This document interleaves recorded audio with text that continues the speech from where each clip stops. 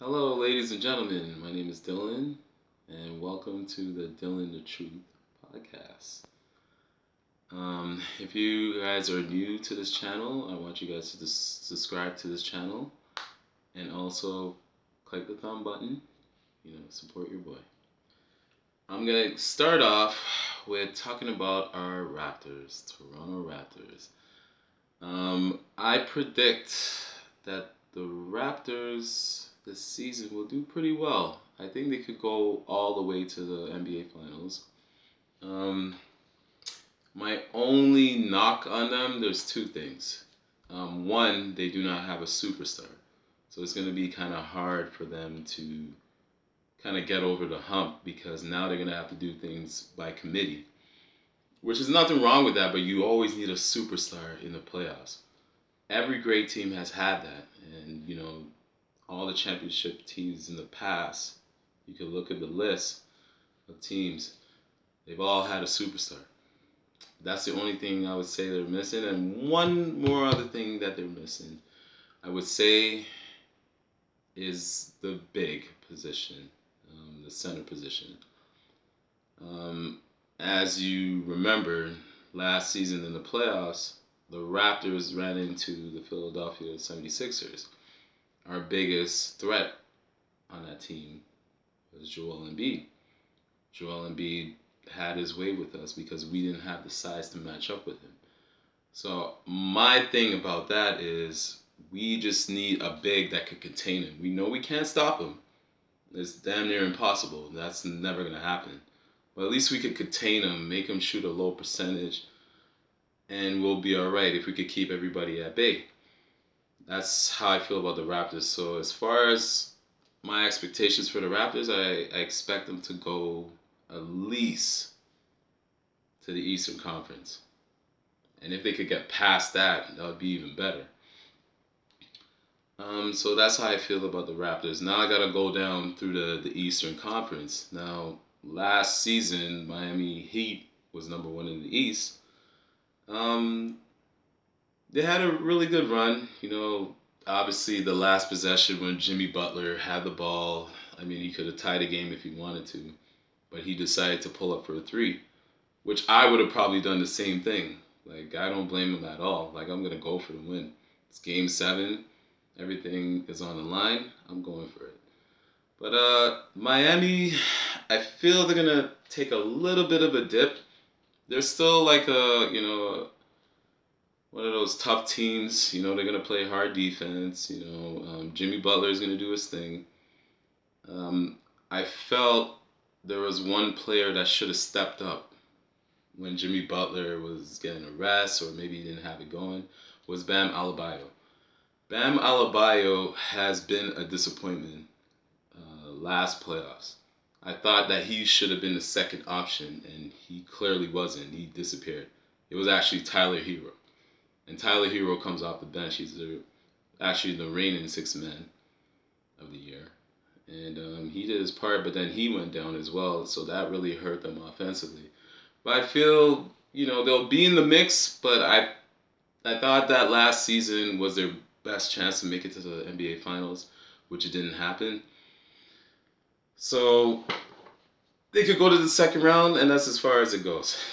Then you look at the Boston Celtics. The Boston Celtics, I mean, they just came fresh off of the NBA Finals. They lost in 6 against the Golden State Warriors. They're the number one defensive team last season. I expect that defense to still be the same, still intact. Jason Tatum has took a leap last season, and I believe he will get a little bit better because that was his first taste in the finals. He did struggle. He didn't shoot a great percentage in the finals, but he played really well. Just before he got into the finals, I felt like, I don't know if it was the nerves, something was off, but, he will bounce back. Jaylen Brown, I felt, was the most consistent Celtic. He's a two-way player. Obviously he's really known for his defense, but offensively he actually got a little bit better. Marcus Smart, he's a bit of a streaky guy. You know, you don't know. Like sometimes he'll be hot, the next he'll be cold. He'll do some boneheaded plays, but he's not a traditional point guard. And they were missing a true point guard. Now they got a true point guard in Malcolm Brogdon, which is a solid pickup for them. That should help them, you know, with their offense a little bit more better. The only question mark for the Celtics would have to be, um, obviously, with the coach, their coach, Ime Udoka. Obviously, we all know the news, the whole scandal that happened with him. It's gonna hurt the team because it's like, yeah, you have assistants, but the assistants will only do so much. When your head coach is gone, it's not the same. So they should be a top four team in the East. They'll be tough, but to say that they're a shoe in to get to the finals, I don't see it happening. Next team would be the Milwaukee Bucks. The Milwaukee Bucks were the favorites. Well, not really the favorites, but they were one of the teams to be in the Eastern Conference. Obviously, it didn't happen. They got eliminated by the Boston Celtics. I mean, due to Chris Middleton's injury, that had a role in that. And I felt it really hurt them towards the end because he's one of their players that could make the big buckets at the crucial time, and they didn't have that. So too much was on Giannis Antetokounmpo's plate. So he had to pretty much do everything, and then you could see he was burned out, and everybody else kind of like they were streaky. Like, you know, one game they'll have it going, the next game is just they're off. So that's how I felt about the Milwaukee Bucks. Milwaukee Bucks will always be a threat just because, you know, they have a lot of length, and you know, they're a scrappy team. You know, they do play solid defense, but they need that second option. I know Chris Middleton is that guy, but I mean, if these guys can stay healthy, they'll definitely be a threat. Um, I'll go down to the Brooklyn Nets. The Brooklyn Nets. What a season for them. I mean, I don't know where to start. I mean, they were the favorites to win the championship last season. They were the clear-cut favorites to win it. Now, obviously, things happened along the way. Kyrie Irving missed like a chunk of the games because of his vaccine stance. Um, you know, Kevin Durant, he was playing well and then he got hurt. He was out for a minute. Um, you know, due to the whole situation with Kyrie Irving of him not getting vaccinated, that caused a problem with the team because then eventually James Harden just had about enough of it. So they traded James Harden to Philadelphia 76ers for Ben Simmons. Now, that was definitely a blockbuster trade. We thought that, a lot of people thought that Brooklyn Nets won that trade. But for that moment, I don't think they did because we couldn't really tell what team that was because Ben Simmons didn't play. There was rumors that he was supposed to start in Game 3. He didn't show. He was supposed to play in Game 4, which was pointless because they were already down 3-0 to the Celtics. So I was like, what's the point? You guys are pretty much toast. So it was a wrap for them. Yeah, there was just too much going on. And then another thing that I had an issue with Brooklyn, their defense was terrible.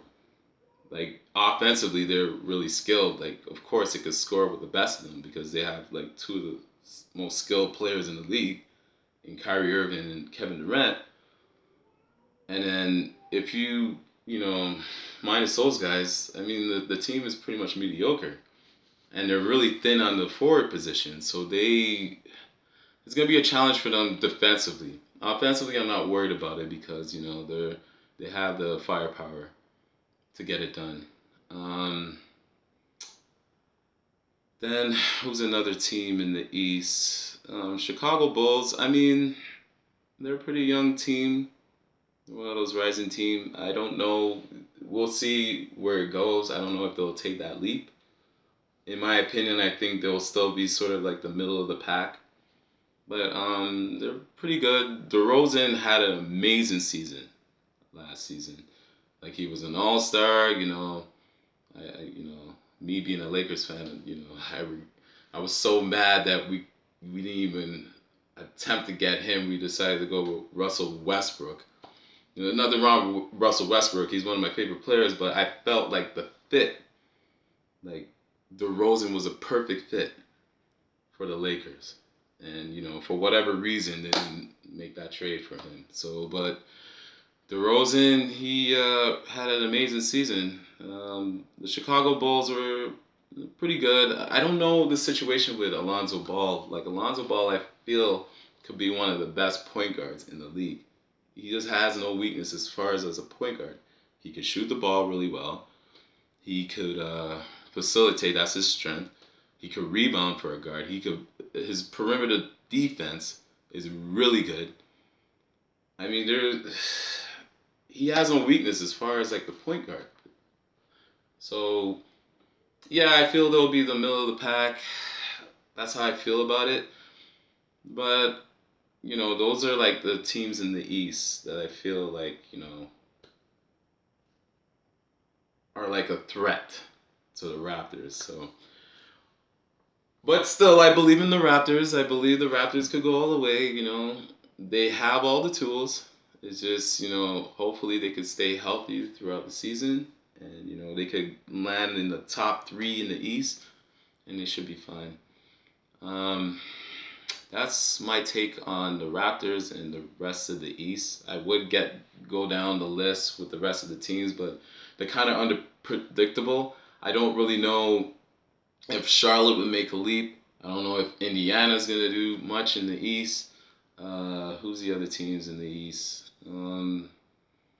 There's these other ones, but like those are the teams that I'm more focused on. I want to see how they're going to do in this season. Like this should be really interesting because the East did get stronger. The East is not like one of those pushover conferences. They've been that for like the last 2 decades or so. So it's good to see that the East is actually strong. Like they could give the Western Conference like a run for their money. I still believe the West is the better conference, but the East is no joke. When they say when the East is in the house, oh my God, danger! So you gotta watch out for them, man. But that's my take on the Raptors, and that's my take on the rest of the Eastern Conference. So good luck, Raptors. I know they could do it, and I will talk about the Western Conference and of course my Lakers in my next video. Appreciate the time you guys took to watch my video. Have a good one.